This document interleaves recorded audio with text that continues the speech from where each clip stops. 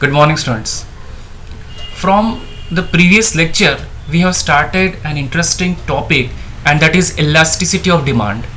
Last lecture से हमने elasticity of demand ये बहुत ही इंटरेस्टिंग टॉपिक हमने डिस्कशन उसका शुरू किया है, जिसमें हमने देखा कि इलास्टिसिटी ऑफ डिमांड का कंसेप्ट क्या है, उसकी हमने कोर जो मीनिंग है वो समझा। बाद में हमने जो इलास्टिसिटी ऑफ डिमांड है उसके जो तीन टाइप्स हैं, price elasticity of demand, income elasticity of demand and cross elasticity of demand, ये हमने देखा कि इलास्टिसिटी ऑफ डिमांड के ये तीन टाइप्स होते हैं। बाद में हमने जो उसका जो पहला टॉपिक था इलास्टिसिटी ऑफ डिमांड का पहला जो टाइप है that is price elasticity of demand, ये हमने उसका अच्छे से डिटेल में उसका हमने डिस्कशन किया कि प्राइस इलास्टिसिटी ऑफ डिमांड क्या होता है और उसके जो प्राइस इलास्टिसिटी ऑफ डिमांड के अलग अलग 5 टाइप्स होते हैं जिसको हम degrees of price elasticity of demand कहते हैं। ये भी हमने डिस्कस कर लिए कि परफेक्टली इनइलास्टिक होता है, रिलेटिवली लेस इलास्टिक होता है, unitary, relatively more elastic and perfectly elastic demand. ऐसे 5 प्रकार जो टाइप्स होते हैं प्राइस इलास्टिसिटी ऑफ डिमांड के, ये भी हमने डिस्कस कर लिए।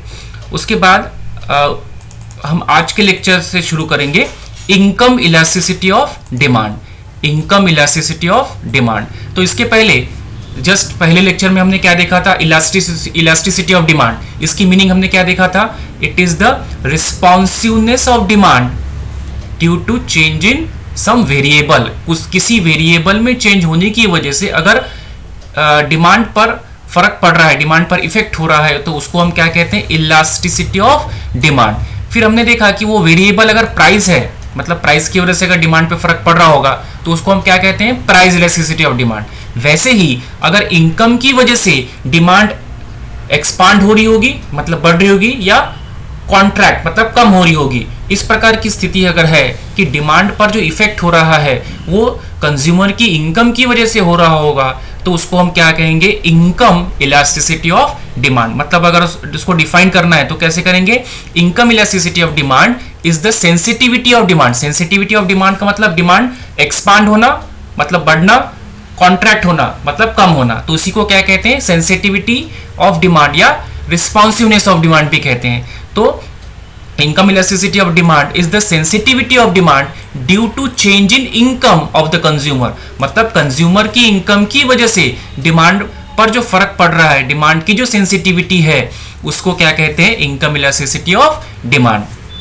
क्योंकि सेंसिटिविटी ऑफ डिमांड की सिंपल मीनिंग है डिमांड बढ़ना कम होना, उसी को कहते हैं सेंसिटिविटी ऑफ डिमांड। तो ये डिमांड जो बढ़ रही है, एक्सपांड हो रही है, कॉन्ट्रैक्ट हो रही है, जिसको हम रिस्पॉन्सिवनेस या सेंसिटिविटी कहते हैं, ये क्यों हो रही है यहाँ पर, कंज्यूमर की इनकम की वजह से। मतलब क्या कि कंज्यूमर की इनकम बढ़ गई, तो नॉर्मली कंज्यूमर की इनकम जब बढ़ जाती है तो उनकी परचेसिंग पावर बढ़ती है, तो ज्यादा वस्तुएं खरीद सकते हो, ज्यादा गुड सर्विसेज खरीद सकते हैं। So more the income more will be the demand. वैसे अगर किसी वजह से इनकम कम हो गई कंज्यूमर की, less the income less will be the demand. तो यहाँ पर डिमांड पर फर्क क्यों हो रहा है, इनकम की वजह से, इनकम फैक्टर की वजह से, तो उसको कहते हैं इनकम इलास्टिसिटी ऑफ डिमांड। तो नॉर्मली जनरली क्या होता है कि increase in income results in increase in demand and decrease in income result in decrease in demand. अब इसको कैलकुलेट कैसे करते हैं, तो यह सेम फॉर्मूला जो हमने देखा था इफेक्ट अपॉन कॉज का, जो हमने बेसिक फॉर्मूला देखा था प्राइस इलास्टिसिटी में, क्या देखा था हमने, ऊपर का न्यूमरेटर सेम था, percentage change in quantity demanded, upon वहां पे क्या था, प्राइस इलास्टिसिटी में परसेंटेज चेंज इन प्राइस। तो प्राइस की वजह से डिमांड पे जो फर्क पड़ रहा था उसको हमने क्या देखा था, ईपी देखा था हमने, प्राइस इलास्टिसिटी ऑफ डिमांड। तो सेम यहाँ पर वही फॉर्मूला है, केवल डिनोमिनेटर में परसेंटेज चेंज इन प्राइस की जगह पर परसेंटेज चेंज इन इनकम, क्योंकि हम क्या पढ़ रहे हैं, इनकम इलास्टिसिटी ऑफ डिमांड। क्योंकि इफेक्ट क्या है, क्वांटिटी डिमांड है, और कॉज मतलब कारण, क्या कारण है कि जिसकी वजह से डिमांड पर फर्क पड़ रहा है, कंज्यूमर की इनकम। तो यहां पर क्या हो गया, अपॉन सी में हम क्या लिखेंगे, परसेंटेज चेंज इन इनकम। जैसे फॉर एग्जांपल 5% से कंज्यूमर की इनकम बढ़ गई, ठीक है, बढ़ गई तो हम प्लस लिखेंगे। और फॉर एग्जांपल वो इनकम बढ़ने की वजह से अगर डिमांड भी बढ़ जाती है, फॉर एग्जांपल कि 4% से डिमांड बढ़ गई, ठीक है, बढ़ गई तो प्लस लिखेंगे, तो फाइनल आंसर किसमें आएगा, प्लस। तो नॉर्मली जो जनरली हम देखते हैं कि इनकम बढ़ने के बाद जो डिमांड है वो बढ़ जाती है, बढ़ती है। तो the income elasticity of demand is positive, मतलब उसका आंसर किस में आएगा, ये इक्वेशन में आंसर डालने के बाद पॉजिटिव नॉर्मली आंसर आता है नॉर्मल गुड्स के समय, गुड्स दो प्रकार के रहते हैं, नॉर्मल गुड्स, इन्फीरियर गुड्स और प्रेस्टिजियस गुड्स भी होते हैं, ऐसे तीन प्रकार हैं। तो इसमें जो नॉर्मल गुड्स है, मतलब जो इन्फीरियर भी नहीं है और जो स्टेटस गुड्स भी नहीं है, उन गुड्स को हम कहते हैं नॉर्मल गुड्स। तो नॉर्मल गुड्स की जो डिमांड है वो अगर कंज्यूमर की इनकम बढ़ जाती है तो उनकी डिमांड भी बढ़ जाती है। तो इस प्रकार से जो नॉर्मल गुड्स होते हैं वहां पर जो इनकम इलास्टिसिटी ऑफ डिमांड का आंसर आता है वो किस में आता है? पॉजिटिव, क्योंकि इनकम बढ़ने से डिमांड भी बढ़ रही है। तो न्यूमरेटर और डिनोमिनेटर दोनों प्लस प्लस है, ठीक है, दोनों प्लस प्लस आएंगे। तो फाइनल आंसर किस में आएगा? इसमें पॉजिटिव आएगा नॉर्मल गुड्स के समय। मतलब क्या कि वो डायरेक्टली रिलेटेड रहते हैं, नॉर्मल गुड्स की डिमांड और कंज्यूमर की इनकम एक ही दिशा में चेंज हो रहे हैं, तो उसको बोलते हैं डायरेक्टली रिलेटेड। लेकिन जो इंफीरियर गुड्स होते हैं, ठीक है, इंफीरियर गुड्स मतलब जो कम क्वालिटी के गुड्स होते हैं, जिसको बहुत ही पुअर क्लास के व्यक्ति खरीदते हैं, इस प्रकार के कम क्वालिटी की सस्ती जो चीजें होती हैं उसको कहते हैं इंफीरियर गुड्स। तो इंफीरियर गुड्स में क्या होता है कि income elasticity of demand is negative. जैसे फॉर एग्जांपल कोई सस्ता तेल होगा, फॉर एग्जांपल कि जो खुले में मिलता है, ठीक है, वो जो इंफीरियर गुड्स है उसकी डिमांड, मतलब इनकम इलास्टिसिटी के संदर्भ में हम देखते हैं, उस कॉन्टेक्स्ट में अगर देखते हैं तो वहां पर वो निगेटिव उसका आंसर आता है, क्योंकि उस व्यक्ति की अगर इनकम बढ़ गई, फॉर एग्जांपल कि उस व्यक्ति की इनकम 50% से बढ़ गई, तो वो व्यक्ति जो खुले में तेल खरीद रहा था, सस्ते में जो तेल खरीद रहा था, वो भी सोचेगा कि मेरी इनकम बढ़ गई, मैं ब्रांडेड खरीदूंगा, रिफाइंड खरीदूंगा। तो उस वजह से जो इन्फीरियर गुड्स है उसकी डिमांड क्या हो जाएगी? कम हो जाएगी। मतलब ऊपर का जो न्यूमरेटर है वो क्या हो जाएगा? फॉर एग्जांपल यहाँ पे 10% रहते, तो उस इन्फीरियर गुड्स की क्वालिटी क्या हो रही है, डिमांड क्या हो रही है? कम हो रही है। क्यों? क्योंकि जो व्यक्ति है, कंज्यूमर है, उसकी इनकम क्या हो गई? बढ़ गई है। तो कम क्वालिटी के जो गुड्स है उसकी डिमांड क्या हो रही है? कम हो रही है due to increase in income, क्योंकि अभी वो अच्छे क्वालिटी के गुड्स अफोर्ड कर सकता है, तो वो इन्फीरियर क्यों खरीदेगा? तो बढ़ती इनकम के साथ में जो इन्फीरियर गुड्स है उसकी डिमांड क्या हो जाती है? कम हो जाती है। तो यहाँ पर फाइनल आंसर किस में आएगा? इन्फीरियर गुड्स में निगेटिव। लेकिन पॉजिटिव जब था तब वो जो नॉर्मल गुड्स है उसके समय वो पॉजिटिव था, इनकम इलास्टिसिटी ऑफ डिमांड। लेकिन इन्फीरियर गुड्स के समय क्या आता है? वो निगेटिव। मतलब क्या कि इनकम इलास्टिसिटी ऑफ डिमांड की अगर हम बात करते हैं तो वो पॉजिटिव भी आ सकता है और निगेटिव भी आ सकता है। वो पॉजिटिव कब आएगा? वो पॉजिटिव आएगा नॉर्मल गुड्स के समय, और निगेटिव कब आएगा? वो इंफीरियर गुड्स, सस्ते जो गुड्स है, कम क्वालिटी के जो गुड्स होते हैं, उस समय इनकम इलास्टिसिटी ऑफ डिमांड क्या आता है? निगेटिव। वही जो हमने प्राइस इलास्टिसिटी ऑफ डिमांड, इसके पहले हमने डिटेल में समझा था। तो प्राइस इलास्टिसिटी का आंसर हमेशा किस में आता था? निगेटिव में आता था। तो वन बाय वन जैसे हम आगे बढ़ते जा रहे हैं तो पहले की भी थोड़ा सा हमको रिवीजन रखना है दिमाग में कि हमने इसके पहले उसका आंसर कितना आ रहा था। तो प्राइस इलास्टिसिटी ऑफ डिमांड का जो वैल्यू आती है वो हमेशा किस में आती है? निगेटिव आती है। लेकिन इनकम इलास्टिसिटी ऑफ डिमांड का जो आंसर आता है वो पॉजिटिव भी आ सकता है, निगेटिव भी आ सकता है, डिपेंड करता है कि कौन से गुड्स है। नॉर्मल गुड्स रहेंगे तो पॉजिटिव आएगा, और इन्फीरियर गुड्स मतलब सस्ती जो गुड्स है उसके समय अगर होगा तो आंसर किस में आएगा? निगेटिव आएगा। उसका फॉर्मूला क्या है इनकम इलास्टिसिटी ऑफ डिमांड का? Percentage change in quantity demanded upon percentage change in income of the consumer. तो यहाँ पर EI से उसको इंडिकेट करते हैं, जबकि प्राइस इलास्टिसिटी को EP से इंडिकेट कर रहे थे। वहां पर हमने देखा कि EP में ऊपर का जो न्यूमरेटर है वो न्यूमरेटर सेम था, क्वांटिटी डिमांडेड। जैसे हम देख सकते हैं प्रीवियस में कि प्राइस इलास्टिसिटी में क्या था? Percentage change in quantity demanded, ये सेम था। डिनोमिनेटर में क्या था? प्राइस। वही जब हम यहाँ पर इनकम की बात करेंगे तो केवल डिनोमिनेटर चेंज हो जाएगा, वहां पर प्राइस की जगह पर क्या आ जाएगा? Income of the consumer. अब तीसरा प्रकार देख लेते हैं इलास्टिसिटी ऑफ डिमांड का, दैट इज क्रॉस इलास्टिसिटी। अभी तक हमने क्या देखा? प्राइस इलास्टिसिटी देख लिया, इनकम इलास्टिसिटी देख लिया। अब हम तीसरा प्रकार देखेंगे इलास्टिसिटी ऑफ डिमांड का, that is cross elasticity demand. अब क्रॉस इलास्टिसिटी में क्या होता है कि एक कमोडिटी की प्राइस का दूसरे कमोडिटी के डिमांड पे फर्क पड़ जाता है। जैसे फॉर एग्जांपल हमने देखा था रिलेटेड गुड्स के समय क्रॉस इलास्टिसिटी देखते हैं। रिलेटेड गुड्स दो प्रकार की रहती हैं, substitute goods and complementary goods. ऐसे दो प्रकार रिलेटेड गुड्स के होते हैं। तो सब्स्टिट्यूट गुड्स कौन से होते हैं?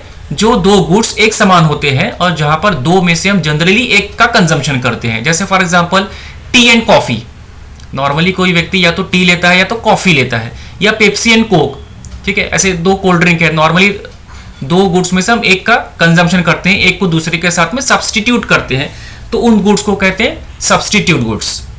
वैसी दूसरे प्रकार के रिलेटेड गुड्स होते हैं कॉम्प्लीमेंट्री गुड्स, जहां पर दो कमोडिटी को साथ में कंज्यूम करना जरूरी होता है। जैसे for example car and petrol, तो कार मैंने खरीद लिया, पेट्रोल खरीदा ही नहीं, तो ऐसे मैं कार का इस्तेमाल नहीं कर सकता। सिर्फ पेट्रोल ही खरीद लिया तो भी काम नहीं हो सकता, मतलब कार भी खरीदना पड़ेगा, पेट्रोल भी खरीदना पड़ेगा। तो कार पेट्रोल ये जो गुड्स हो गए ये कैसे हो गए, कॉम्प्लीमेंट्री। तो सब्सटीट्यूट गुड्स और कॉम्प्लीमेंट्री गुड्स में अंतर क्या है कि सब्सटीट्यूट गुड्स में हम दो गुड्स में से एक का ही कंजम्पशन करते हैं, जैसे टी एंड कॉफी, या तो टी का कंजम्पशन करेंगे या तो कॉफी का करेंगे। लेकिन कॉम्प्लीमेंट्री गुड्स में कैसा होता है, कॉम्प्लीमेंट्री गुड्स में दोनों का कंजम्पशन करना पड़ता है, जैसे कार एंड पेट्रोल। तो वहां पर एक अगर रिलेटेड गुड्स है, मतलब सब्सटीट्यूट गुड्स और कॉम्प्लीमेंट्री गुड्स है, तो एक के प्राइस का दूसरे के डिमांड पर फर्क पड़ता है। जैसे हम बात कर रहे हैं, उसको डिफाइन अगर करना है तो ये भी क्या है, सेंसिटिविटी ऑफ क्वांटिटी डिमांडेड ही है, क्योंकि बात किसकी कर रहे हैं, इलास्टिसिटी ऑफ डिमांड की। यहाँ पर फर्क हमेशा किस में आएगा, रिजल्ट किस में आएगा, डिमांड पे। डिमांड कम ज्यादा ही होगी, प्राइस की वजह से हो रही होगी तो उसको प्राइस इलास्टिसिटी ऑफ डिमांड कहेंगे। लोगों की इनकम की वजह से हो रही होगी तो उसको इनकम इलास्टिसिटी ऑफ डिमांड कहेंगे। दो गुड्स रिलेटेड हैं तो एक की प्राइस का दूसरे की डिमांड पे फर्क पड़ रहा होगा तो उसको कहते हैं क्रॉस इलास्टिसिटी। तो यहां पर अगर हमारा एक्स कमोडिटी की बात कर रहे हैं तो एक्स कमोडिटी की डिमांड पर अगर वाई कमोडिटी की प्राइस का फर्क पड़ रहा है कि वाई कमोडिटी की प्राइस कम हो गई और उसकी वजह से एक्स की डिमांड बढ़ गई, एक्स कमोडिटी की, तो इस प्रकार की जो डिमांड पे फर्क आया, डिमांड की जो सेंसिटिविटी है उसको बोलते हैं क्रॉस इलास्टिसिटी। तो क्रॉस इलास्टिसिटी हमेशा किस में रहेगा, दो कमोडिटी के संदर्भ में रहेगा, और वो सब्सटीट्यूट गुड्स और कॉम्प्लीमेंट्री गुड्स दोनों के संबंध में हम देख सकते हैं। In other words, the cross elasticity of demand can be defined as the ratio of percentage change in quantity demanded of commodity X. X commodity हमने एग्जांपल में ली है, तो इसमें इसकी डिमांड पर फर्क पड़ रहा है, क्यों, क्योंकि चेंज हो गया वाई की प्राइस।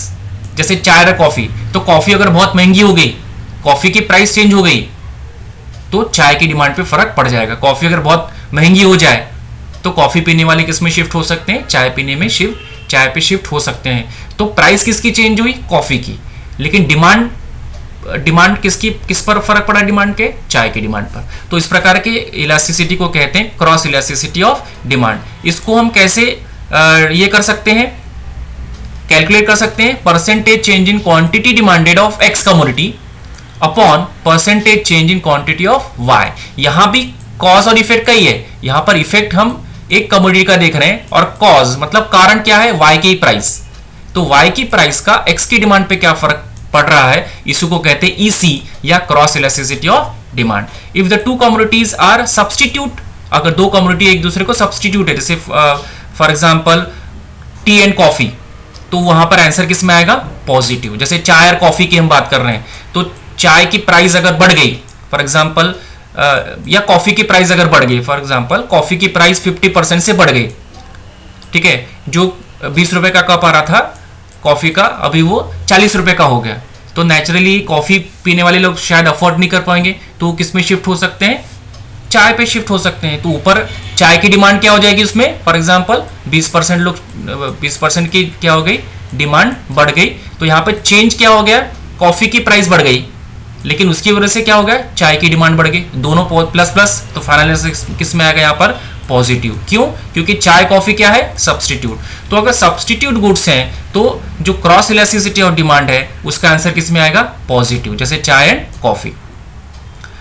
और परफेक्ट सब्स्टिट्यूट है तो वहां पर इनफाइनाइट आंसर भी आ सकता है। लेकिन एक्स और वाई अगर कॉम्प्लीमेंट्री गुड्स है, जैसे कार एंड पेट्रोल की हमने बात किए थे, तो वहां पर किस में आएगा आंसर, निगेटिव आएगा। जैसे फॉर एग्जांपल पेट्रोल की प्राइस बहुत बढ़ गए, ठीक है, पेट्रोल फॉर एग्जांपल 100% से डबल पेट्रोल के भाव हो गए, ठीक है। अब पेट्रोल हमने वाई कमोडिटी ले लिया और x commodity for example car है।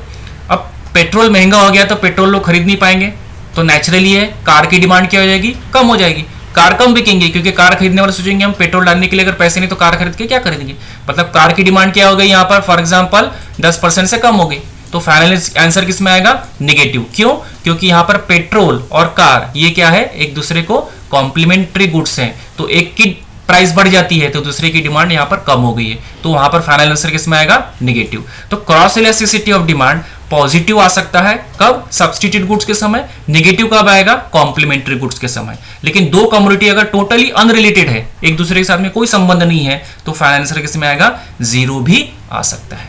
तो नेक्स्ट टॉपिक हम नेक्स्ट वीडियो में डिस्कस करेंगे।